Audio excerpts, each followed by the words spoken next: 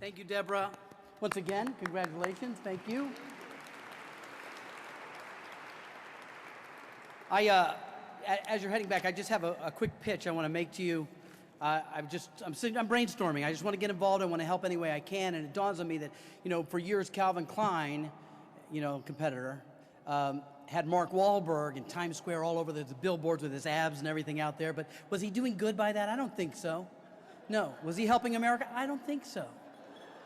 So here's my plan. It's just a pitch, just no bad ideas, just whiteboarding some stuff. Me, jockey briefs, that's it. But here's the catch. Slogan says, give to CCAI and I'll put clothes on. Right? That's how committed I am. Okay, I gotta find my way back here. Oh boy, I'm sorry, I'm a little stunned by the thought of myself in underwear on a billboard, and it scared me. Okay, ladies and gentlemen, and I think Senator Landrieu may have left the building. No, she's here after those remarks, good.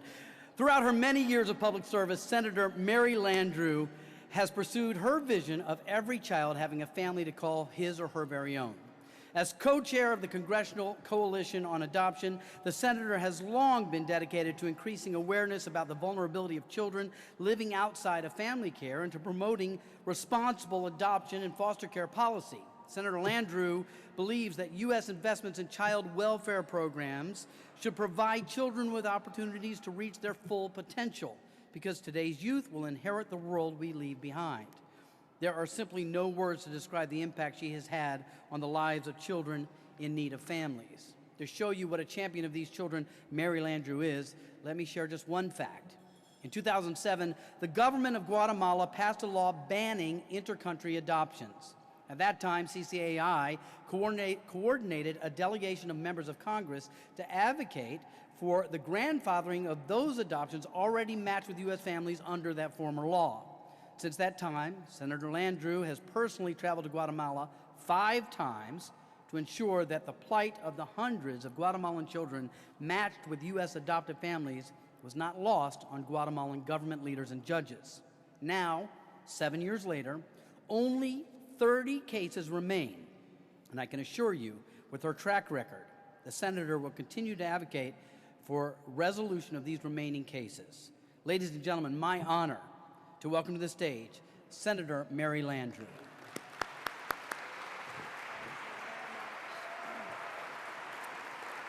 Thank you all so very much. What an extraordinary evening it's been, and it's going to be even more wonderful the next few minutes that we have together tonight, and it's just an honor to be here. Let me first begin by saying thank you to my colleagues, House and Senate members that are here, Senator Bozeman from Arkansas, Senator Klobuchar from Minnesota. I saw Congressman Trent Franks from Arizona. Other congressmen and senators may be here. I thank them so much for being such a strong force and a voice in the United States Congress. There is gridlock in Washington, but there's no gridlock in this room tonight. We are all together, and we stand shoulder to shoulder, supporting each other in our work to find a family for every child in the world that is in need of one. And let me first say, because you've heard a lot about adoption and foster care, but our members of Congress believe that every child should try to stay, if at all possible, with the birth parents that brought them into the world. This is our dream, it's our hope, and it's our goal. And we know that that's probably God's will as well. But we also know that terrible things happen. Awful things happen, and sometimes children are separated from those parents. We also know that governments do a lot of things well, but raising children isn't one of them. And so when that break happens, and despite our best efforts to keep those children with their birth parents, when that divide happens, we really need to do a better job connecting children and sibling groups together with another responsible, loving adult as quickly as possible.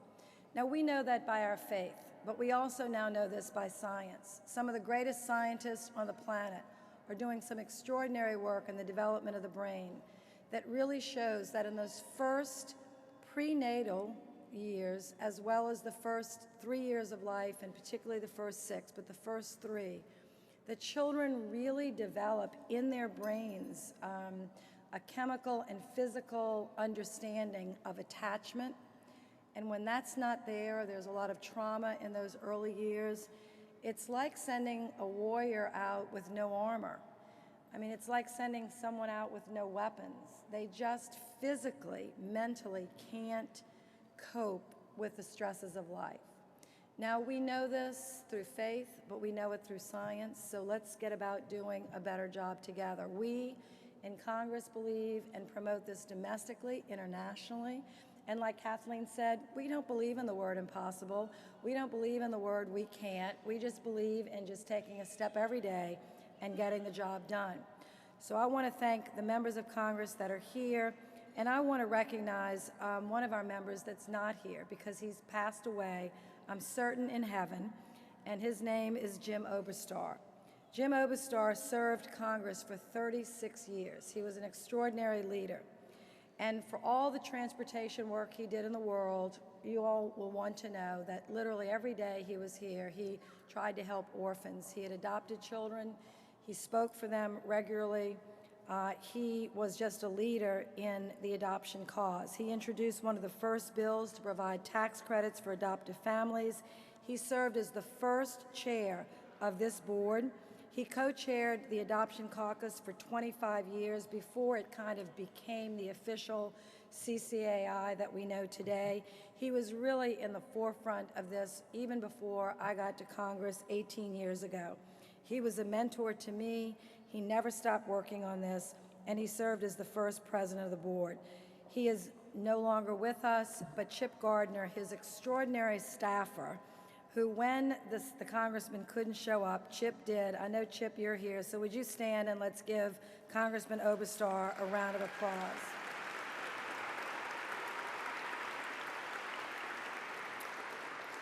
Thank you so much. Now, it's my honor to introduce by video one of our national angels. We have 3, the Paul Singer Award and this nominee, and then our final nominees will be presented in just a moment. But our next award winner is an American screenwriter and producer, Shonda Rhimes. She's best known as creator, head writer, and executive producer of the medical television drama series Grey's Anatomy. Now, I have seen every episode of Grey's Anatomy, not because I have any interest in medicine or being a doctor. I have my hands full trying to do my job, but my daughter has watched every series, and because of that, she's 17. I have watched it, but thank goodness she now wants to be a doctor. Praise the Lord. So we have watched the show. She's also done the spin-off Private Practice and the political thriller series Scandal, which I know everybody watches. Please don't think we're really like that, okay? But Chandra has written about us. That same year, she was named one of Time Magazine's 100 people who helped shape the world. Now, the reason she's not with us is one of her 3 adopted children fell and broke her elbow. She called and said she needed to be a mom, but on 9/11, when the towers were burning, she was one of the people, like all of us, so affected, questioning our life and our purpose, etc. She went on the Oprah Winfrey Show, and she said that God gave her this idea that she really needed to be a mother. And so the next year, after 9/11, she adopted her first child, and then 10 years later, she adopted her 3rd child, and last year she adopted Beckett. So she has Emerson, Pearl, and Beckett, and then her first child right after 9/11. The Hollywood Reporter has recognized her as powerful 100 women in entertainment, and so we are going to see a video from her, and she will receive one of our national angels for promoting the idea that every child needs a home. She's done it through her writing, through her celebrity status, and we're just grateful to Chandra, and maybe she'll be with us next year when that elbow heals. So here we have the video. Thank you. Hello. I'm so sorry for being unable to attend the gala this evening. I would like to thank the members of Congress and CCAI for this incredible recognition. When I first started writing television, I realized that I had a powerful platform to bring awareness to issues and ideas that were important to me. And since I believe that my TV shows should look like the world that we live in, including adoption into the storylines of Grey's Anatomy, Private Practice, and Scandal, came naturally. One of the reasons why I like to include adoption in my storylines is that I think it's important to show all different kinds of families. I think it's important to take the word traditional and allow it to apply the tradition of loving your children, wherever they come from and however they got here, instead of simply using the word to apply to a set of standards that exclude or suggest an openness, an otherness. A family is a family, and adoption makes family. I know that at home with my daughters, and I hope that I'm showing that to the millions of people who watch my shows. I'm honored to be named a National Angel in Adoption, and I would like to congratulate all of the other angels in adoption who are present tonight, and I thank you once again for this honor.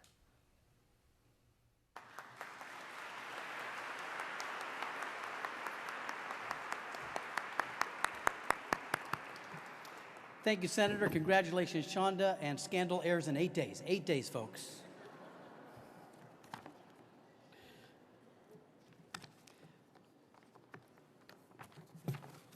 Just flipping through the hymnal. Stay with me. I'll be right there.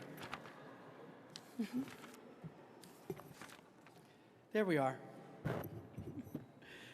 Our next presenter is one of 110 representatives who is a member of the Congressional Coalition on Adoption. Congressman Trent Franks has been the U.S. representative for Arizona's 8th congressional district since 2003 and has spent most of his life working on children's issues and trying to build a better future for all young people. Prior to arriving on Capitol Hill, he was a member of the Arizona House of Representatives and served as chairman of the House Subcommittee on Child Protection and Family Preservation. In January of 1987, Congressman Franks was appointed by the governor to head the Arizona Governor's Office for Children, which is a cabinet-level division of the governor's office responsible for overseeing and coordinating state policy and programs for Arizona's children. Ladies and gentlemen, please help me welcome to the stage Congressman Trent Franks.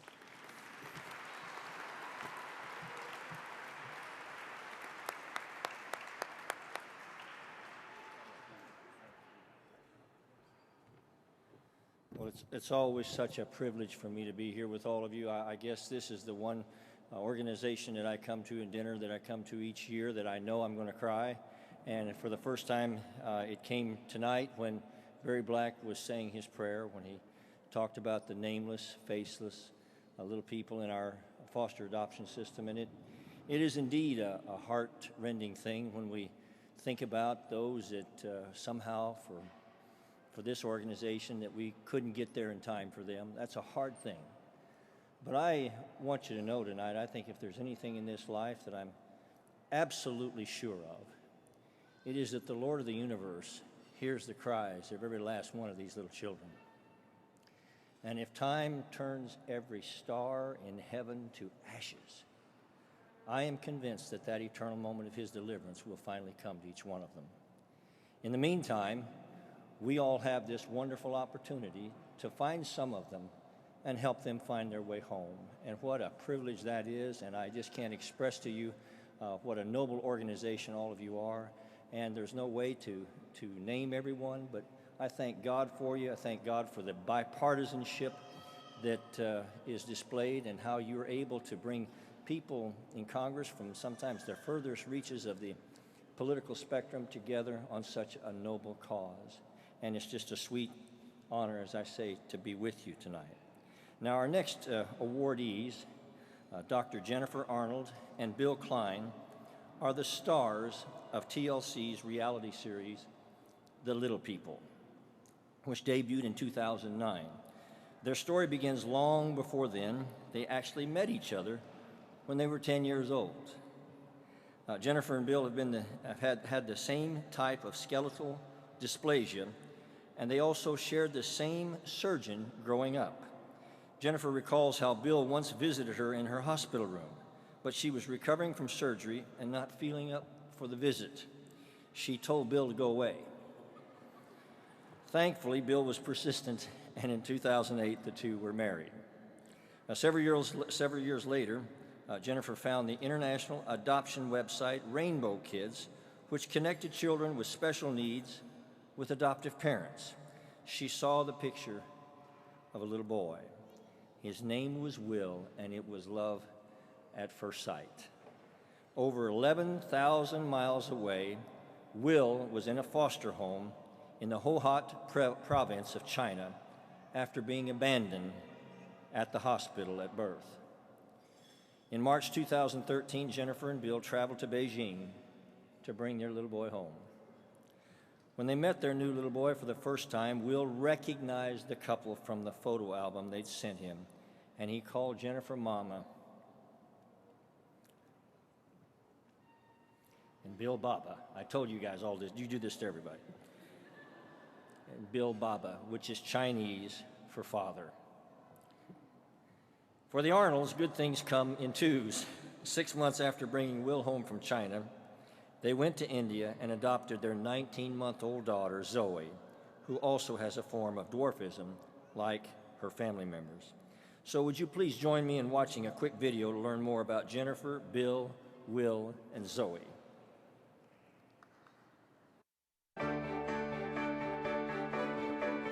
Bill and I have been having the biggest year of our lives. First, the adoption of our son Will from China. Hi, honey. The most amazing moment we thought we could ever have. Just when we thought things couldn't get any better than that, we were blessed with the adoption of Zoe from India. Oh my goodness. Hello. Jennifer and I, we set out on this journey a long time ago. We pursued these two children and traveled around the world twice now to get them. We're not the biological parents, but we are their parents forever. We have many, many years of exciting new things that we'll experience together now. Ashes, ashes, we all fall down. Right. We finally did it. 2 children, happy as can be, parents now, and a complete family.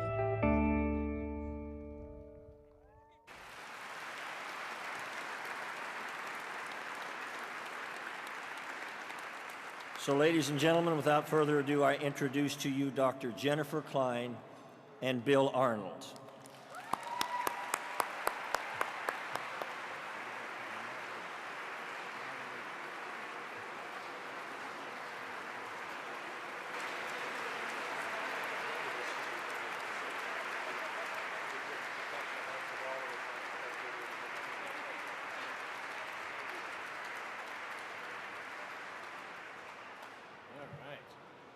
Coming on up. Aw. Wow. What a nice welcome. Thank you very, very much for having us. First, I want to say thank you to CCAI, particularly Becky and Allison, whom have taken care of us throughout this entire trip.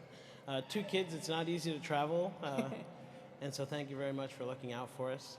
Senator Landrieu and the rest of the folks in Congress that are paving the way to make adoption a lot easier than it was for us and for a lot of the folks out there that are sitting at the tables having a nice dinner, I hope. It's a tough road, and for you guys to be making it a little bit easier for future prospective adoptive parents, it's something we need, and we thank you very much for it. So,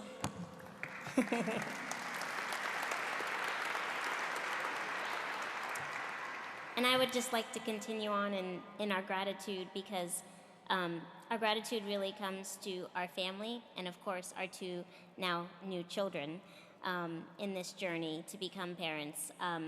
Our parents are here with us today, as are Will and Zoe, and the impact that Will and Zoe has had on our lives is truly immeasurable. You know, you saw a little bit of the video clip there of the process that we've shared, you know, in terms of getting our children and becoming parents. And it all started really not long after we became engaged.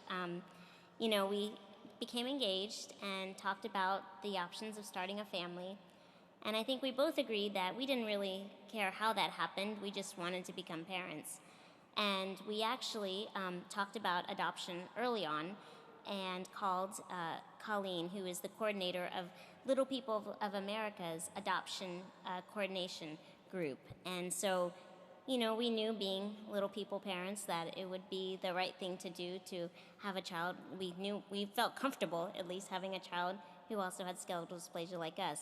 So when I called Colleen to find out more information about the adoption process, she said, Jen, she said, you know, where are you? Is your home study done? Are you ready to go? And I said, oh gosh, no, I don't have a clue what I'm doing. And she said, well, give me your name because we have a waiting list right now of at least 30 families. And I said, oh, we're not even married yet. She said, that's okay, you should sign up now. And we did. And well, let's just say that after we became married, we started to pursue surrogacy and other types of, you know, becoming parents. We knew that biological clock was ticking if we were going to try the sort of old-fashioned, new-fashioned way. And, you know, we actually didn't have success in that route. Meanwhile, we're still waiting on that wait list, and then became really serious about adoption. And that's how we actually found our son, Will. And when we found Will, it became clear to us the moment we saw his picture that what were we doing? This was the child that was meant for us our entire lives. And so we, of course, immediately got our act together in terms of the adoption process and started that long journey. And only 2 months after that, I got a phone call from Colleen that said, hey, Jen, she said, your number's up. She said, I have a little girl for you.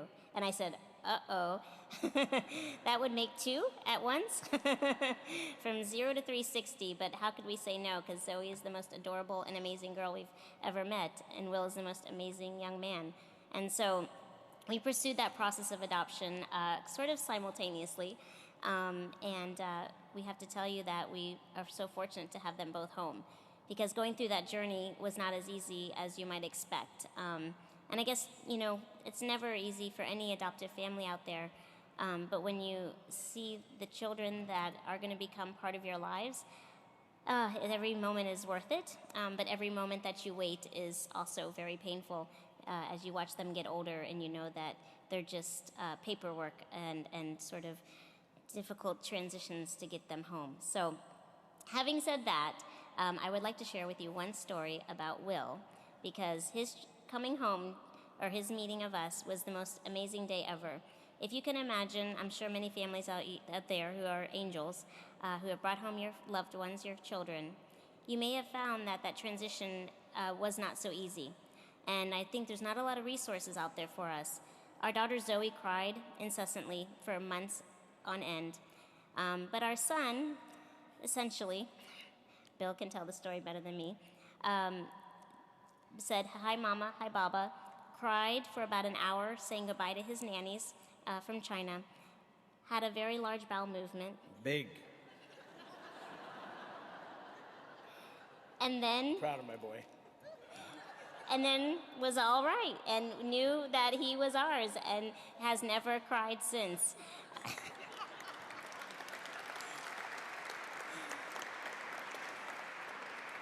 So my point about sharing that story is that it became clear to me as soon as that moment had happened that Will, was truly meant to be Bill's son. I'm sorry, I was talking about the love of cars. Just kidding. Not the bowel movement. But in all sincerity, Zoe has a love of shoes, Will has a love of cars, and that's just the small things that make them ours. I know in my heart, and I know Bill knows this as well, that from the moment that they were born, they were meant to be ours. And so we just want to say how proud we are to be their parents, and this is, it's our privilege and our honor.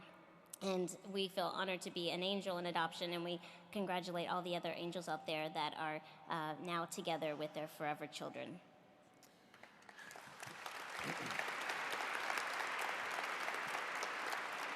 Did I do okay? So far, so good. Okay. Well, that was an interesting story we shared with you. It's after dinner, at least. Yeah, it was after dinner, so you're welcome on that. You know, as awesome as our kids are, as wonderful an experience it had been both times. In 2013, we traveled around the world twice to pick up our kids, and they are amazing. but there are a lot of hurdles that we had to go through to get to that point. Being on TV, turns out, does nothing for you with the USCIS. Not at all. You may know me from such, nope, don't care. Not at all. And that's perfectly fine, because it showed me the path that everyone has to go down. I went down that same path. My wife went down that same path, and it's tough. The paperwork, the background checks on, you know, your landscaper and your housekeeper and stuff like that that have nothing to do with what you want to do with your children as they grow up. The paperwork that gets lost, that you then have to struggle to replicate. All those things are difficult little hurdles that you need to accomplish in order to get to China or get to India to adopt your child. And unfortunately, that means that the child will be sitting there waiting for you in an institution that may or may not be taking as good a care of them as you would like to have them receive. So to the folks here, well, you have the power. We've been inspired by all of the people that we've met that do a heck of a lot more for adoption on a global scale than we've ever done. And what I would ask of everybody here tonight is to continue that plight, because there is a loving child out there waiting for someone, and they're waiting a little bit longer because of some extra paperwork, or because two countries can't get along or explain the logistics of paperwork to expedite this process, because this is paperwork shuffling and we get lost in this minutia, and in the meantime there's a child that's starving, or that's not getting medical care, or that's not with their family forever a little bit sooner. So thank you very much for the effort that you guys provide, and I look forward to seeing you provide more of it.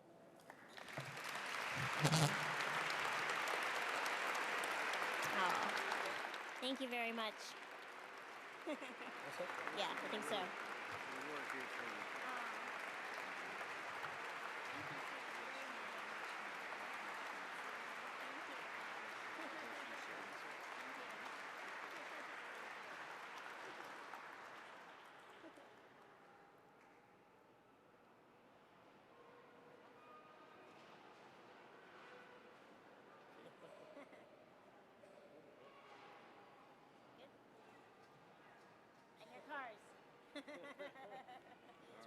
Thank you very much.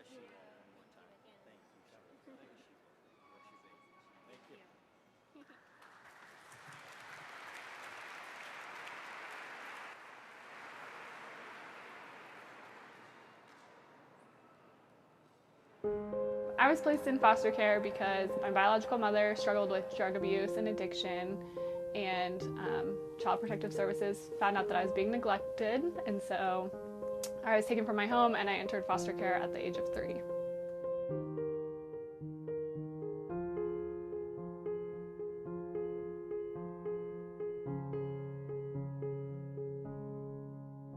And that felt really cool as a little girl to have a real family, and that I was really going to have a home to call my own.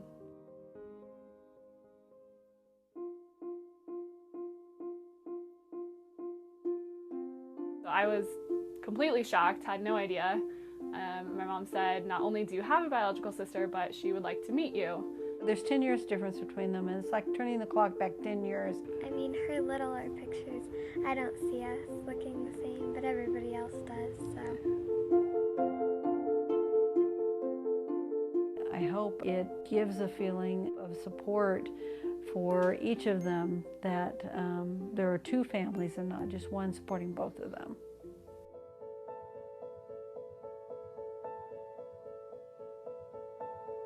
The Foster Youth Internship Program is a program through the Congressional Coalition on Adoption Institute that provides foster youth an opportunity to intern on Capitol Hill and to provide policy recommendations for foster youth and adopted youth that we wish we would have had when we were in care. So that was such a cool experience to be able to give them ideas on issues that faced me and my sister as we were in care, and how Congress could do better in that area. Later, I found out that policy and working on the Hill is exactly what I want to do with my career. What makes me proud of Ashley is that on her own, she found her passion and then did something about it. When I grow up, I want to do the same thing as what Ashley's doing and change people's lives. We're very, very proud. We feel like we've adopted her and that she's adopted us in a small way. Ashley is an exemplary young woman in every sense of the word. These individuals, while they're in the office, are truly touching a number of staffers and decision makers. Family means everything to me. For an adopted child, you get the blessing that your family chose you. They chose to have you and to raise you and to be a part of the family that they already had, and that's just such a huge bond to be able to know at the end of the day that while my mom didn't physically have me, she chose me and they chose to raise me.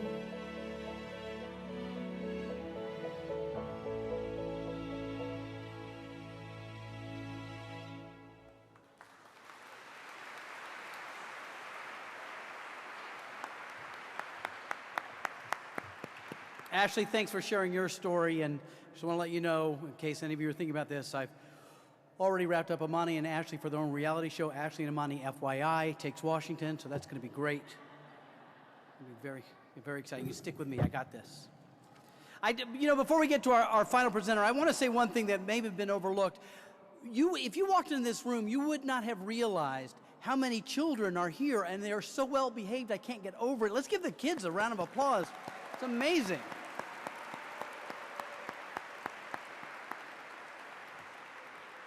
Not so true for all of the adults, but the kids did a great job tonight.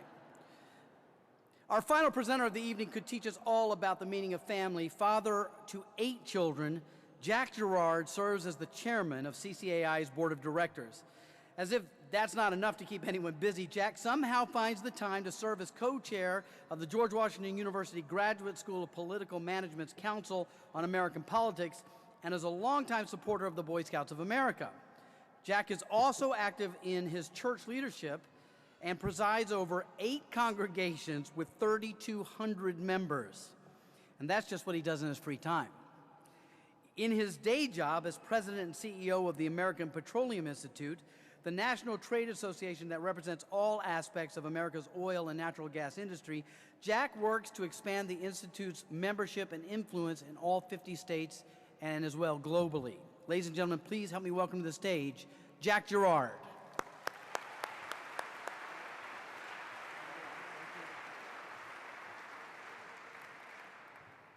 Well, thank you, Mark, and thank you, ladies and gentlemen, for your support this evening. My job is going to be brief and relatively easy. And I think it begins with first a round of applause for Mark for a job well done tonight.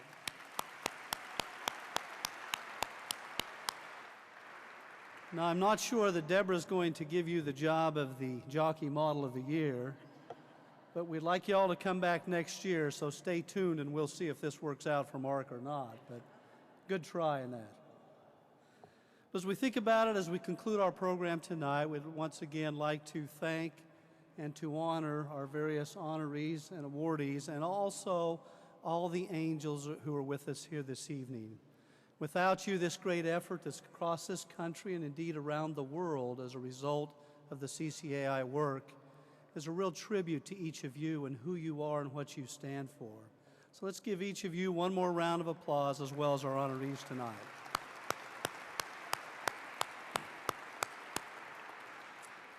As Mark mentioned, we have been blessed with 8 wonderful children, and number 7 and 8 are our 2 little adopted boys from Guatemala. And they're not here tonight, Mark, so we don't break the trend of being quiet, as they are quite rambunctious and they indeed enjoy life in many ways. But I'm also reminded tonight, as I often reflect and as we go home and look into the eyes of these young boys, what a blessing it is in our home, a blessing to us to have the privilege to have them in our lives. And I think of each of you often in that context.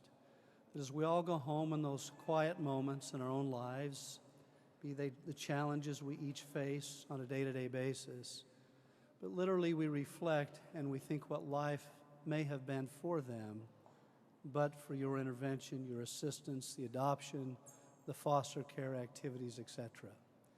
We were reminded most recently about this as our daughter-in-law, Lauren, who has the privilege to work at CCAI, announced that she was going to make us grandparents early next year. And I know that's hard to believe for a young man like me to be a grandpa. But I'd like to acknowledge her, my good wife, and my son who are here for all that they do to remind us how important it is for children to be given love and attention, and indeed to have a family in their lives. So thank you to each of you for your example and all that you do. Now, the wonderful part I enjoy most, and I'd ask you to all take out your program as we conclude tonight and turn to page 3 with me. We're not in church, we're not going to sing, but I'd ask you to look there at all those who have made tonight and all the activities surrounding these events possible. Our foster youth intern program that you've heard tonight, the adoption activities, indeed this gala. I'd like to make particular note of our platinum partners and our gold partners, the American Petroleum Institute, the Annie Casey Foundation, the Casey Family Programs, Comstock Home Builders, Dave Thomas Foundation for Adoption, Dieter and Hugel, and our gold partners, Chevron, Cruise Industry Charitable Foundation, Floor Corporation, and the Ogilvy Government Relations. And then I would encourage you to go down and look at the rest of this list. These are other angels, if you will, as part of this effort to make the rest of this possible.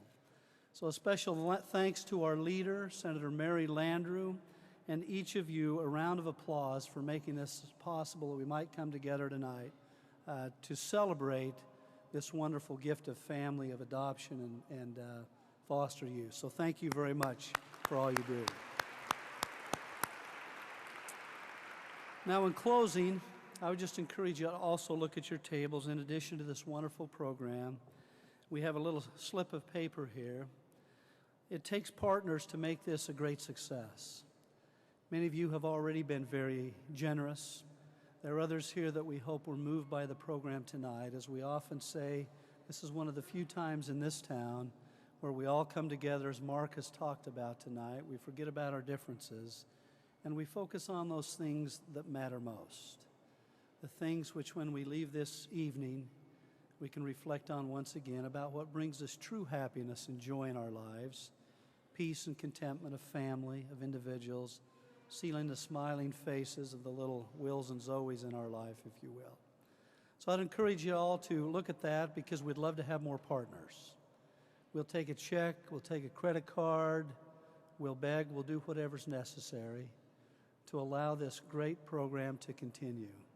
So we hope we'll gain new partners tonight, and those who have been with us, we look forward to seeing you next year along with all of our others, and we'll see once again if Mark is successful with Deborah or not to be the new jockey model. Thank you, thank you, thank you. We'll see you next year.